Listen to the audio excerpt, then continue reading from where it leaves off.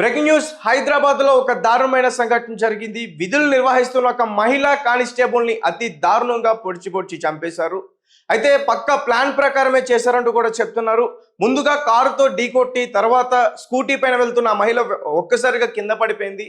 వెంటనే కత్తులు తీసుకొచ్చి పొడిచి చంపేస్తారంటున్నారు. వాళ్ళు ఏమంటున్నారంటే సొంత తమ్ముడే ఈ హత్యకు కారణం, తనే ఇదంతా కూడా చేశారని చెప్తున్నారు. ఇంకా ఇన్వెస్టిగేషన్ నడుస్తుంది. అయితే ఈ మహిళ కులాంతర వివాహం చేసుకుందంటూ కూడా చెప్తున్నారు. అటు బంధువుల నుంచి ఇటు సొంత కుటుంబ సభ్యుల నుంచి కూడా కొన్ని రోజుల నుంచి వేధింపులు కూడా ఉన్నాయని చెప్తున్నారు. ఒకసారి పూర్తి విషయాలన్నీ కూడా మనం తెలుసుకునే ప్రయత్నం చేద్దాం. ప్రస్తుతం మనతో పాటు మాట్లాడడానికి ఆదిత్య లైన్ లో ఉన్నారు, అతనితో మాట్లాడదాం. ఆదిత్య, చెప్పండి, అక్కడ ఏంటి పరిస్థితి? సొంత తమ్ముడే చంపేశారంటూ కూడా చెప్తున్నారు.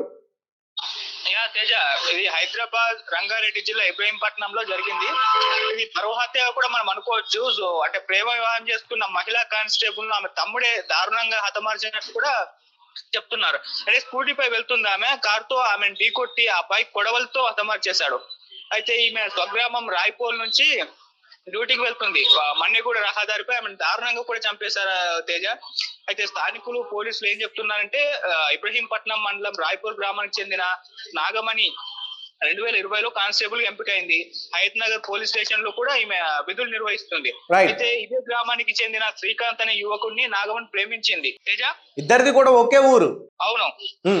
అయితే వీళ్ళ కులాలు మాత్రం వేరు. సో ఇంట్లో వాళ్ళు వీళ్ళ పెళ్లికైతే ఒప్పుకోలేదు. దీంతో తల్లిదండ్రులు ఏం చేసిందంటే కుటుంబ సభ్యులను ఎదిరించి కుటుంబ సభ్యులను ఎదిరించి 4 రోజుల క్రితం ప్రేమించిన వారిని నాగమణి పెళ్లి చేసుకుంది.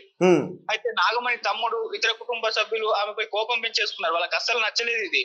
సో పెళ్లి తర్వాత నాగమణి భర్తతో కలిసి హయత్ నగర్ లోనే కాపురం పెట్టింది. అయితే ఆదివారం సెలవు దినం అవ్వడంతో నేను స్వగ్రామం రాయ్పోల్కి వచ్చింది. అయితే ఆ తర్వాత ఇవాళ ఉదయం ఏమైందంటే స్కూటీపై డ్యూటీకి బయలుదేరింది. మన్నెగూడ నుంచి రహదారి వద్దకు రాగానే వెనుక నుంచి వచ్చిన ఒక కారు నాగమణిని ఢీకొట్టింది. సో ఈ క్రమంలో నాగమణి స్కూటీ పై నుంచి కింద పడిపోయింది. ఆ తర్వాత కారులో నుంచి దిగిన యువకుడుకు ఆమెను కొడవలతో కిరాతకంగా హతమార్చాడు. అయితే తర్వాత ఎవరైనా తెలిసిందంటే అతను తమ్ముడు అని తెలిసింది. సో ఈ విధంగా రక్తం మడుగులో కొట్టుమిట్టాడుతున్న నాగమణి స్పాట్ లోనే ప్రాణాలు కోల్పోయింది. అయితే ఆ నిందితుడు అక్కడి నుంచి పారిపోయాడు ఆ తర్వాత. సో ప్రేమ వివాహం నేపథ్యంలోనే నాగమణి హత్య జరిగినట్లు పోలీసులు అయితే అనుమానిస్తున్నారు. ప్రధానంగా ఆమె తమ్ముడు పరమేష్ పైన అనుమానం ఉందని ఇబ్రహీంపట్నం సిఐ సత్యనారాయణ గారు అయితే వెల్లడించారు. సో వాళ్ళ ఫ్యామిలీ మెంబర్స్ అదుపులోకి తీసుకున్నారా? వాళ్ళ ఫ్యామిలీ మెంబర్స్ పైన ఇంకా తీసుకోలేదు. కేవలం వాళ్ళ తమ్ముని మాత్రం అదుపులోకి తీసుకోవడానికి ప్రయత్నిస్తున్నారు. అతని కోసం గాలిస్తున్నారు. ఇందుకోసం వాళ్ళ ఫ్యామిలీ మెంబర్స్ దగ్గర కూడా ఎంక్వైరీ చేస్తున్నట్టు వార్తలు వినిపిస్తున్నాయి. అంటే చాలా రోజుల నుంచి కూడా ఇటు తన బంధువుల నుంచి అలాగే ఇటు ఫ్యామిలీ నుంచి కూడా తనకి వేధింపులు ఉన్నాయంటూ కూడా చెప్తున్నారు. అవన్నీ కూడా వాస్తవమేనా? ఆ వేధింపులు అయితే ఉంటుండొచ్చు తేజ. ఎందుకు అంటే వాళ్ళకి ఎవరికి కూడా వీళ్ళ ప్రేమ వివాహం నచ్చలేదు కాబట్టి ఖచ్చితంగా వేధిస్తూనే ఉండొచ్చు. కాకపోతే వాళ్ళు లొంగకపోయేసరికి ఇటువంటి నిర్ణయం వీళ్ళ తమ్ముడు తీసుకొని ఉండొచ్చు తేజ. మనం సినిమాలో కూడా చూస్తున్నాం, ఆ మధ్య సైరాట్ సినిమా వచ్చింది, ఇటువంటి ఘటనే అది కూడా. రైట్. అయితే పోలీసులు ఏమంటున్నారు?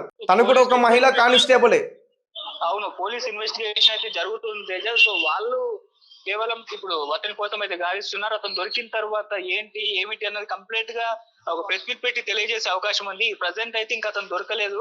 సో అతను దొరికిన తర్వాత మరి ఏం జరిగింది అన్న దానిపైన ఒక అవగాహన రావచ్చు తేజ. రైట్. అయితే మరి ఇతను హస్బెండ్ దగ్గర నుంచి మాట్లాడే ప్రయత్నం చేశారా?